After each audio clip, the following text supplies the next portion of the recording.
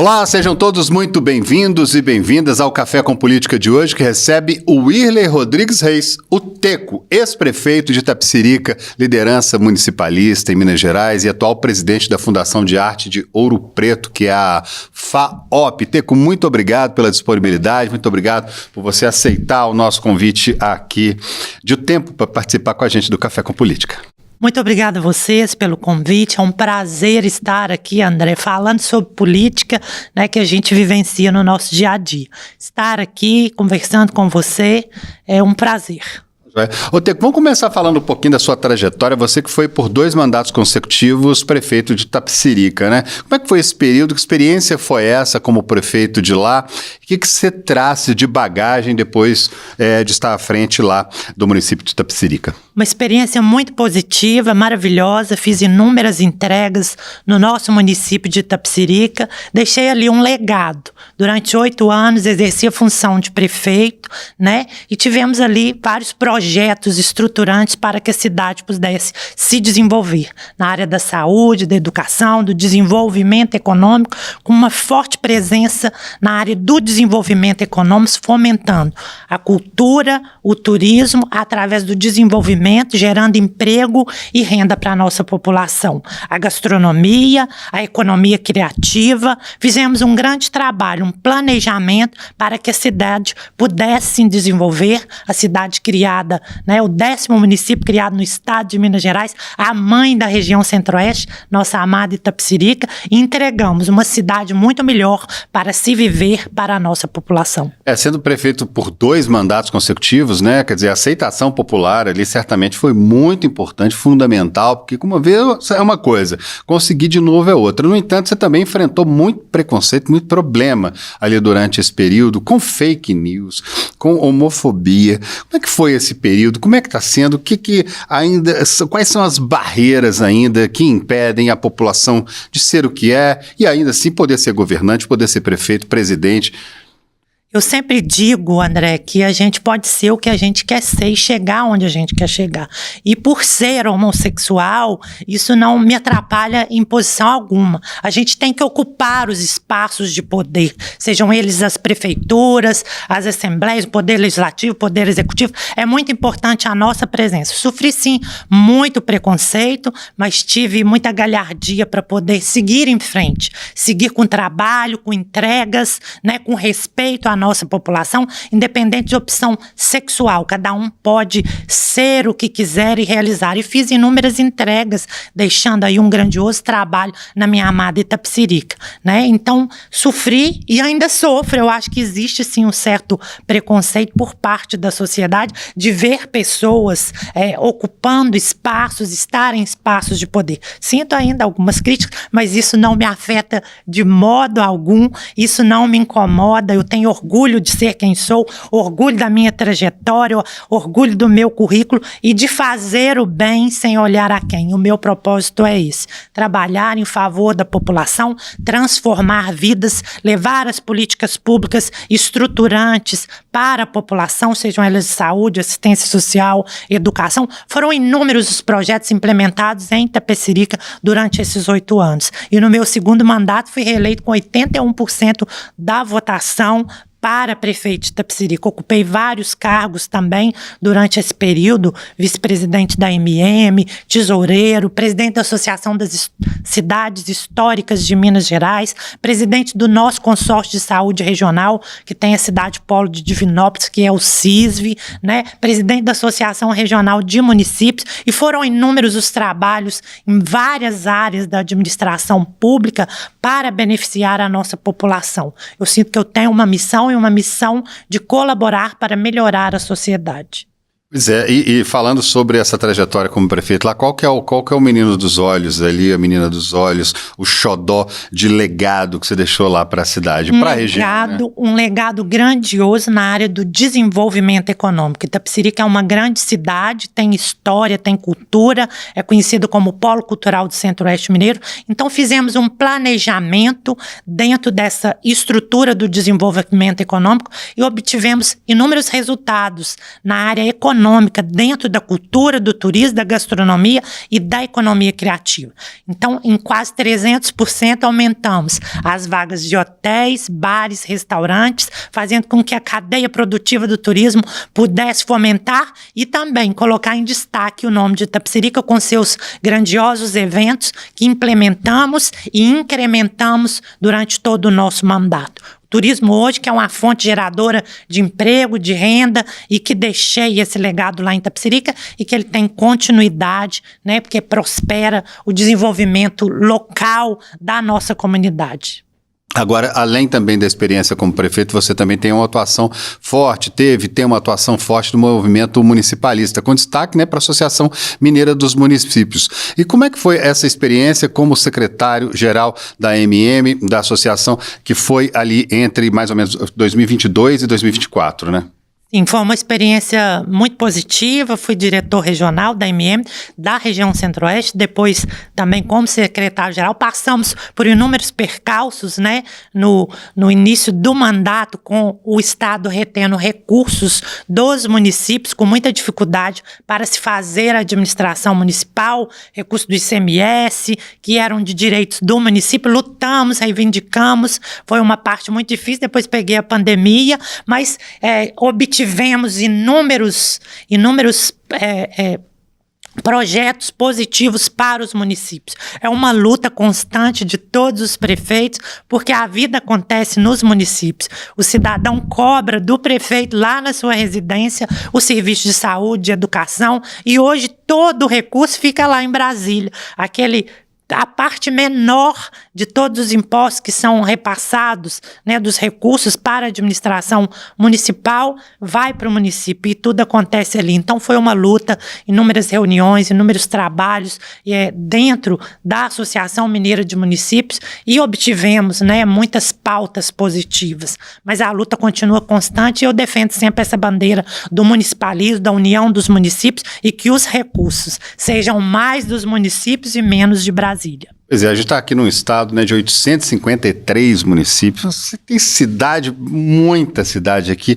E a importância, qual o papel desses municípios menores, que também às vezes são deixados de lado, como você disse, no que diz respeito a verbas do governo federal, são esquecidos. Você pega a Associação Mineira dos Municípios, essa união, ela tem dado resultado. A gente tem anualmente, às vezes mais de uma vez por ano, reuniões da Associação Mineira de Municípios. Muitas vezes acontece aqui em Belo Horizonte, vem prefeito de várias cidades.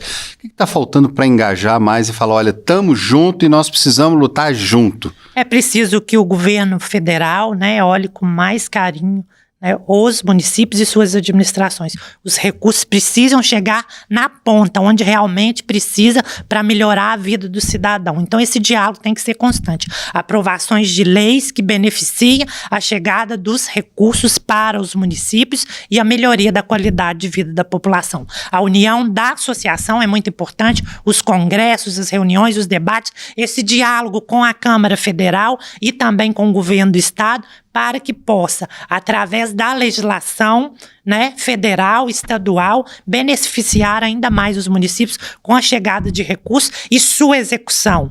Né? Isso é muito importante. E que você sempre esteve muito envolvido também com cidades históricas, com a cultura. Aqui em Minas, tão rica, a gente tem cidades maravilhosas. Ouro Preto é uma delas, né? Porque assim, o mundo muitas vezes conhece Ouro Preto, mas Ouro Preto é uma parte, é uma ponta do iceberg, uma ponta maravilhosa, vamos dizer, uma ponta de um iceberg que envolve muitas cidades históricas, muita cultura viva, que a gente passa pela cidade, ela está no chão, ela está na parede, ela está no telhado. Como é que é, inclusive, a sua atuação com a cultura em Minas Gerais? Bom, tenho um carinho enorme pela cultura, pelo turismo, para aquilo que fomenta e mostra o nosso estado, essa rica gastronomia, o nosso patrimônio histórico, artístico, cultural, nosso patrimônio material, né? Esse final de semana ainda participei da festa do Reinado em Ouro Preto, um patrimônio riquíssimo de todo o nosso estado, que é tombado a nível estadual e federal. O nosso estado é muito rico, ele precisa, eu tenho percorrido as nossas cidades Históricas, fui presidente por 2 mandatos da Associação das Cidades Históricas de Minas, implementamos inúmeros projetos em parcerias com uma rede de municípios, os primeiros criados no estado, e o nosso estado é rico e tem demonstrado isso agora nas pesquisas, na divulgação, com inúmeros turistas, né, com investimentos, mas precisamos ter um olhar atento também, para salvaguardar o nosso patrimônio, para proteger e para fomentar o turismo e a cultura que é viva no nosso estado e que mora aqui no meu coração, que eu tenho um carinho enorme por todas essas cidades e tenho trabalhado para colaborar e para ajudar as cidades históricas de Minas Gerais. A gente teve por bastante tempo aí o secretário Leônidas, né, que cuidou muito da cultura aqui em Minas, e 2 mandatos do atual governador do estado, Romeu Zema, que esse ano ainda, 2026, se candidata, está ali como pré-candidato à presidência da República. Como é que a gente consegue fazer uma avaliação da valorização da cultura nesse período? Eu acho que a gente tem um antes e um depois da cultura após a gestão Leônidas. Né? Nós estávamos, né, não tínhamos uma secretaria tão estruturada e com inúmeros projetos. A secretaria e os avanços das políticas públicas da cultura e do turismo de Minas Gerais deram um boom nesses últimos anos. Foram inúmeros os investimentos, os projetos que posso citar aqui, o Carnaval da Liberdade, a Semana da Inconfidência, o Minas Santa, o Minas Junina, o Agosto das Artes, o Natal da Mineiridade. Todos esses projetos foram implementados neste governo e foram muito positivos para o desenvolvimento econômico das cidades e de Minas Gerais. Os resultados estão aí. Inúmeras pesquisas que comprovam que Minas Gerais entrega cultura, turismo e que tem toda uma rede organizada com tendência a crescer ainda mais, valorizando o nosso patrimônio, a nossa cultura e a nossa gastronomia. Você, inclusive, que desde 2025, né, assumiu a presidência da Fundação de Arte de Ouro Preto, que é a FAOP. E quais têm sido e quais são ainda pela frente os principais desafios ali nessa cidade, que é um xodó aqui em Minas, né? A Fundação de Arte de Ouro Preto, ela leva o nome de Ouro Preto, mas ela é de todo o estado de Minas Gerais.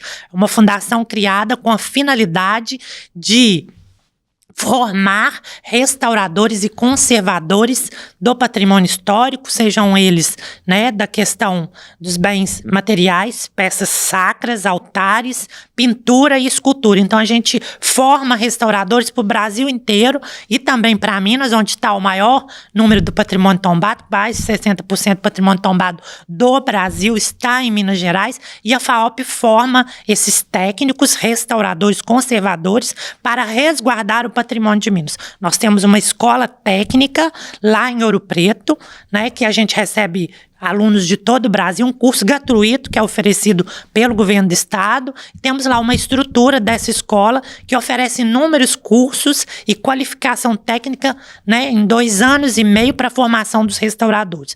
E temos também 2 bases em Paracatu e Guaxupé da escola, um núcleo de arte com mais de 6.000 alunos, com vários cursos de arte. Temos uma galeria de arte de mais de 50 anos, que é a Galeria Nelo Nuno, e a FAOP exerce um papel fundamental na proteção do patrimônio histórico do nosso estado de Minas Gerais, na formação técnica qualificada de como se restaurar, e ela entrega inúmeras peças para as nossas arquidioceses, para as nossas igrejas, com cursos de qualificação artística. A arte pulsa na Fundação de Arte de Ouro Preto, que não é de Ouro Preto, que é de todo o estado de Minas Gerais. Pois é, um trabalho de restaurador, você está falando dos cursos, não tem IA para fazer restauração, não. A pessoa, aquilo ali tem que ser do ser humano mesmo. Temos lá inúmeros laboratórios, né? Laboratório de papel, laboratório de pintura, laboratório de escultura. Então a gente recebe inúmeros restauradores, pessoas que têm interesse pelo curso do Brasil e de Minas Gerais.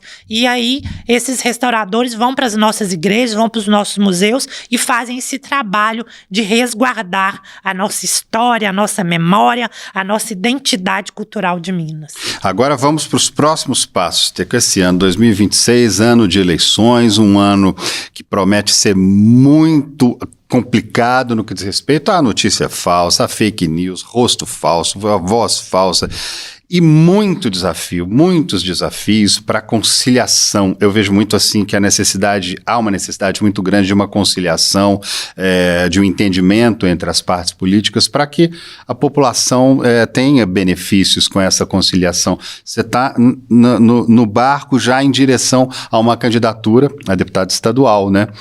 O que você está pretendendo pela frente? Como é que está? Eu coloco meu nome, né, à disposição da população. Eu acho que eu tenho respaldo e currículo para isso ali na nossa região centro-oeste. É necessário, ela carece de novas lideranças que conheçam a realidade daquela população, que conhece a realidade também do Estado, tem percorrido todo o Estado, andado, escutado, dialogado, e é necessário que surjam novas lideranças. E é necessário também que se baixe, que se levante a bandeira da paz. Precisamos pensar nos problemas reais da nossa população, acabar a briga de X e Y e pensar naquilo que a população precisa, que é de comida na mesa, que é de transporte público de qualidade, que é uma sociedade mais justa, mais humana, de levar ali os políticos serviços de saúde, serviços de educação. É isso que o povo precisa, não é ficar brigando por causa de políticos, não. Os políticos estão lá para executar, para fazer. É esse o dever de todos eles.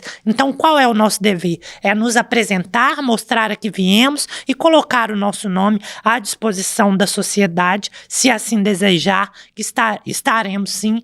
Sou pré-candidato a deputado estadual e estarei lutando para chegar à Assembleia Legislativa do Estado de Minas Gerais. E hoje em Minas, qual que você vê que é o principal desafio no Estado de Minas Gerais hoje, seja ele em qualquer aspecto, educação, saúde, segurança pública? O principal desafio hoje do Estado de Minas Gerais é a questão da segurança pública e a questão das nossas estradas, que necessitam, claro, houve um avanço grandioso, mas elas ainda necessitam de muita melhoria. O Estado é enorme, né? A malha viária é muito grande. Maior do país. A responsabilidade também do governo é muito grande. Então é necessário buscar mais investimentos, mais parcerias para melhorar a questão da infraestrutura da nossa Minas Gerais e a questão da segurança. O cidadão cobra isso, né, dos políticos, e é preciso construir esse diálogo conjunto com as forças federais, estaduais, municipais, para se trazer as melhorias para a nossa população. E que análise você faz hoje do aspecto político no Brasil, a questão da polarização, a questão, você chegou até a comentar um pouco sobre isso, né? Mas essa questão da polarização, de você ter um lado e outro num país que tem 215 milhões de habitantes, a gente pegar. Eu acho que ela não é positiva pessoas, né, para o país, né? Eu acho que é necessário um diálogo maior, uma força de responsabilidade dos políticos maior e acabar com essa briga de X e Y.